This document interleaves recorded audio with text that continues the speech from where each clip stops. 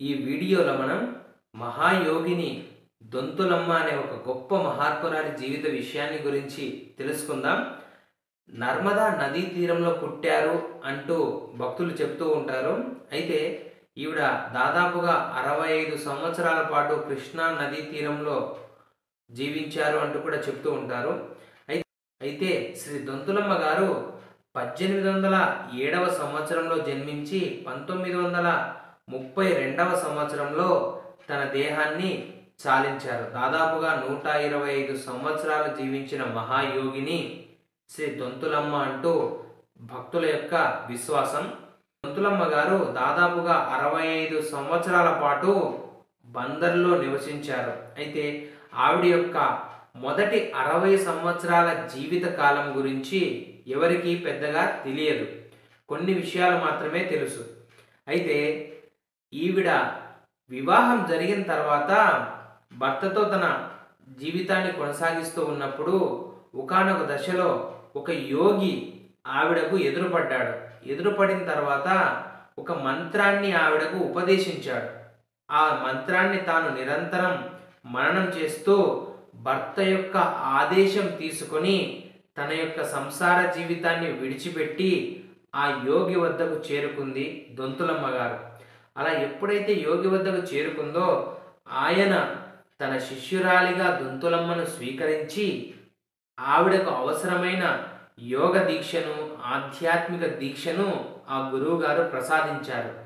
ఇక ఆ తర్వాత ఆవిడ ఒక అవధూతలాగా మారిపోయి శ్రీశైలానికి చేరుకుంది.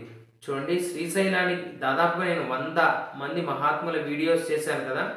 అయితే ఆ 100 మంది జీవిత విషయాల్లో చాలామంది కూడా శ్రీశైలం అనే ఒక ప్రాంతంతో, అనే ఒక గొప్ప పుణ్యక్షేత్రంతో సంబంధాన్ని కలిగి ఉన్నారు. మన భారతదేశంలో ఉండే గొప్ప క్షేత్రాల్లో శ్రీశైలానికి అత్యంత ప్రాధాన్యత ఉంది. ఎందుకంటే యోగులకి, అవధూతలకి, మహాత్ములకి ఇది ఒక స్థావరంలాగా ఉంటుంది. కాబట్టి శ్రీశైలం దర్శనం చేసుకోవటం చాలా చాలా పుణ్యఫలం అంటూ ఎంతోమంది మహాత్ములు కూడా చెబుతూ ఉన్నారు. కారణం ఏంటంటే ఇలా మహాత్ములంతా కూడా శ్రీశైలంతో కనెక్షన్ కలిగి ఉండటమే.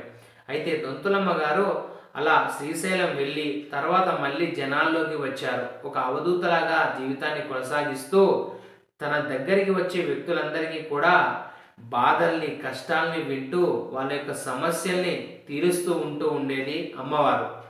ఆవిడ ఎప్పుడూ కూడా ఒక పాత బట్టల సంచిని తనతో పాటు తీసుకెళ్తూ ఉండేది. సరే, ఈ భూమి మీద జన్మిస్తే కర్మల మూటను మోయక తప్పదు అనే ఒక సందేశాన్ని ప్రత్యక్షంగా లేదా పరోక్షంగా ఆవిడ సమాజానికి అందిస్తూ ఆ విధంగా చేస్తూ ఉండేది.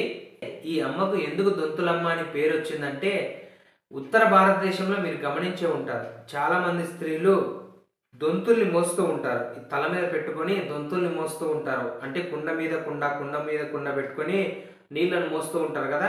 అదే విధంగా బందరుకు వచ్చిన కొత్తలో, బందరు అనే ప్రాంతంలో ఎక్కువగా ఉన్నారు అని చెప్పుకున్నాం కదా. బందరుకు వచ్చిన తొలి రోజుల్లో ఆవిడ కూడా ఇలా దొంతుల్ని మోస్తూ ఉండేవారు. అలా దొంతుల్ని మోస్తూ ఉండటం వల్ల ఈవిడని దొంతులమ్మ అని బందరు ప్రజలు పిలుస్తూ ఉండేవారు. శ్రీ దొంతులమ్మ గారు ఎన్నో ప్రాంతాలు తిరిగారు. అడవులు కావచ్చు, గ్రామాలు కావచ్చు, ఇలా ఎన్నో చోట్ల ఆవిడ తిరుగుతూ శ్రీశైలం వెళ్ళారు. మళ్ళీ తిరిగి వచ్చి బందరు చేరుకొని ఆ బందర్లో స్థిరపడిపోయారు.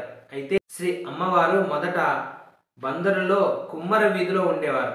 ఆ తర్వాత జగన్నాథపురం తమ్ము మూలస్వామి కొలిమి వద్దకు చేరుకున్నారు శ్రీ దొంతులమ్మ గారు. ఒకసారి ఏం జరిగిందంటే, ఆవిడ ఆ మూలస్వామి కొలిమి వద్ద ఉన్నప్పుడు ఎవరో ఒక అమ్మాయి తన మెడ పట్టిని పోగొట్టుకుంది. అయితే ఆ మెడ పట్టిని తనకు ఇవ్వమని మూలస్వామి అడిగాడు. అయితే అమ్మ ససేమిరా ఇవ్వను అని చెప్పింది. మూలస్వామి కోపంతో ఆవిడను కొట్టడానికి కర్రను పైకెత్తాడు. ఎప్పుడు ఆయన చెయ్యి అలాగే బిగుసుకుపోయింది. అలా బిగుసుకుపోయినప్పుడు ఆవిడలో మహత్యాన్ని ఆయన గుర్తించాడు. ఈవిడ సామాన్యురాలు కాదు, ఈవిడలో ఏదో తెలియని తేజస్సు ఉంది, ఏదో తెలియని దైవశక్తి ఈమెలో ఉంది అనే భావనతో ఆవిడకు వెంటనే రెండు చేతులు పెట్టి నమస్కారం చేశాడు. ఆవిడను యాచించాడు. ఎప్పుడైతే ఆయన ఆవిడలో ఉన్న దైవత్వాన్ని గమనించాడో రెండు చేతులు పెట్టి నమస్కారం చేసుకున్నాడు. క్షమాభిక్ష కోరాడు. ఆవిడ కూడా తన బిడ్డలాగా భావించి ఆయన్ను క్షమించింది.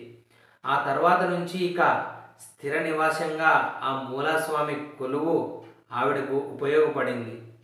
అయితే ఒకసారి బందరుకు కొంతమంది చెల్లపల్లికి సంబంధించిన ఒక ముగ్గురు వ్యక్తులు, దేవాంగులు, బట్టల వ్యాపారస్తులు అక్కడికి వచ్చారు. రాత్రి కావడంతో ఆ బందరులో ఒక అరుగు మీద పడుకున్నారు. అక్కడ శ్రీ అమ్మవారు అక్కడే ఉన్నారు. వీళ్ళు ముగ్గురు కూడా ఆవిడ ఏం చేస్తుందో అని చూస్తూ ఉన్నారు. అర్ధరాత్రి కావడంతో ఆవిడ లేచింది. ఆవిడ లేచి తన బట్టల మూటను పట్టుకొని అలా నడుస్తూ ఉంది. ఈ ముగ్గురు కూడా ఆవిడ పిచ్చిది అనే భావంతో ఏం చేస్తుందా అంటూ అలా చూస్తూ ఉన్నారు. అయితే వెంటనే ఆవిడ కళ్ళల్లో ఏదో మెరుపు కనబడింది. అలా కనపడిన మరుక్షణం ఆవిడలో ఏదో దివ్య శక్తి ఉంది అంటూ వాళ్ళు కొద్దిగా ఆలోచన చేసుకున్నారు. అయితే వాళ్ళ ముగ్గురు కూడా ఆ క్షణంలో ఆ దైవత్వాన్ని గమనించిన తర్వాత అమ్మవారి దగ్గరికి వెళ్ళాలా లేదా అనే ఉద్దేశంతో సందేహపడుతూ ఉన్నారు. అలా సందేహపడుతూ ఉన్న క్షణంలోనే ఆవిడే స్వయంగా వాళ్ళ దగ్గరికి వచ్చి ముసిముసి నవ్వుతూ తన యొక్క సంచిలో ఉన్న ఒక కారపు ముద్దను వాళ్ళ ముగ్గురికి కూడా పంచిపెట్టింది. ఆ కారం ముద్దను వాళ్ళకి ఇచ్చిందో వాళ్ళు తినడం మొదలుపెట్టారు. అది మొత్తం కూడా చాలా మధురంగా ఉంది, తీయగా ఉంది. ఇక వారికి పూర్తిగా అర్థమైపోయింది. అమ్మ మహాత్మురాలు అంటూ వాళ్ళు భావించడం జరిగింది. ఇక అప్పటి నుంచి వాళ్ళు మొత్తం కూడా అమ్మకు భక్తులుగా మారిపోయారు. ఎప్పుడు బందరు వచ్చినా కూడా అమ్మవారి దగ్గరికి వెళ్ళటం, ఆవిడ దర్శనం చేసుకోవటం, తమ ఊరికి వెళ్తూ ఉండటం, ఇలా నిత్య కృత్యంగా వాళ్ళ జీవితం మారిపోయింది. ఆ తర్వాత అమ్మ యొక్క మహిమ చుట్టుపక్కల ప్రాంతాల్లో కూడా వ్యాపించింది. ఆవిడ తన దగ్గరికి వచ్చే భక్తులందరికీ కూడా ఉల్లిపాయ, మిరపకాయ, ఉప్పు కలిపిన ఒక ముద్దను భక్తులకు ప్రసాదంగా పంచిపెడుతూ ఉండేది శ్రీ దొంతులమ్మ గారు. అందరిలో సర్కిల్పేటలో సుబ్బమ్మ అనే ఒక భక్తురాలు ఉండేది. ఆవిడ బంగారు నగలు చేసుకుంటూ పొట్ట పోసుకుంటూ ఉండేది. అయితే ఆవిడ వితంతువు. ఆ సుబ్బమ్మ గారికి ఒక దత్తపుత్రుడు ఉండేవాడు. ఆయన దొంతులమ్మ చెప్పిన విధంగానే మరణించాడు. అలా మరణించడంతో సుబ్బమ్మ గారు దొంతులమ్మ గారి దగ్గరికి వెళ్ళింది. అలా వెళ్ళినప్పుడు దొంతులమ్మ గారు సుబ్బమ్మ గారిని తీసుకొని ఇక నుంచి సుబ్బమ్మ గారిని ఇంటిని వదిలి తన ఆశ్రమానికి వచ్చేయమని చెప్పింది. అయితే సుబ్బమ్మ గారికి దొంతులమ్మ గారి విషయం తెలుసు కాబట్టి ఆ తర్వాత ఇల్లు వదిలి సుబ్బమ్మ గారు దొంతులమ్మ గారికి సేవ చేసుకుంటూ ఉండేవారు. అలా తన జీవితం మొత్తాన్ని కూడా దొంతులమ్మ గారి సేవలో సుబ్బమ్మ గారు సేవ చేసుకుంటూ తరించడం జరిగింది. దొంతులమ్మ గారిని అనేక మంది భక్తులు, జిజ్ఞాసులు దర్శించుకునేవారు. అందులో కారుమూరు కృష్ణమూర్తి అనే ఒక భక్తుడు కూడా ఉండేవారు.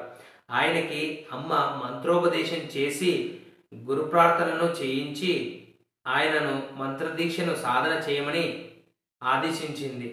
ఆయన అదేవిధంగా అమ్మ యొక్క ఆజ్ఞను పాటించి తన యొక్క జీవితాన్ని ధన్యం చేసుకున్నాడు. అయితే దొంతులమ్మ దగ్గరికి ఎంతోమంది నిరంతరం భక్తులు వస్తూ ఉండేవాళ్ళు. వాళ్ళ సమస్యల్ని చెప్తూ ఉండేవాళ్ళు. వాళ్ళ బాధల్ని, కష్టాలని తీర్చుకుంటూ ఉండేవాళ్ళు. అమ్మ సమాధి చెందే 5 ఏళ్ల ముందు నుంచి ఆవిడ యొక్క కాళ్ళు స్వాధీనం తప్పాయి. చివరి సంవత్సరం కేవలం పడుకొని మాత్రమే ఆవిడ జీవించింది. అయితే అటువంటి దశలో కూడా ఆవిడ దగ్గరికి ఎంతోమంది భక్తులు వచ్చేవాళ్ళు. పూలను, పండ్లను ఆవిడ దగ్గరికి తీసుకెళ్ళి ఆవిడకు సమర్పించి వాళ్ళ యొక్క బాధల్ని, కష్టాల్ని అటువంటి సమయంలో కూడా చెప్పుకునేవారు. ఆయన అటువంటి సమయంలో కూడా శ్రీ దొంతులమ్మ వారు భక్తుల్ని ఆశీర్వదిస్తూ ఉండేవారు.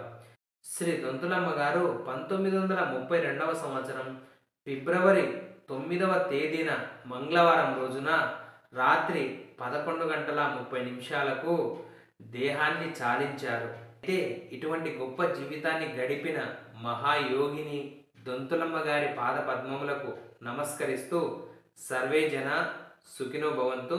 ఈ వీడియో మీకు నచ్చినట్లయితే లైక్ చేయండి, కమెంట్ చేయండి. శ్రీ జ్ఞానయోగ ఛానల్ని ఇంకా సబ్స్క్రైబ్ చేయకపోతే తప్పనిసరిగా సబ్స్క్రైబ్ చేయండి. ఓకే, జై గురుదేవ్, అందరికీ నమస్కారం.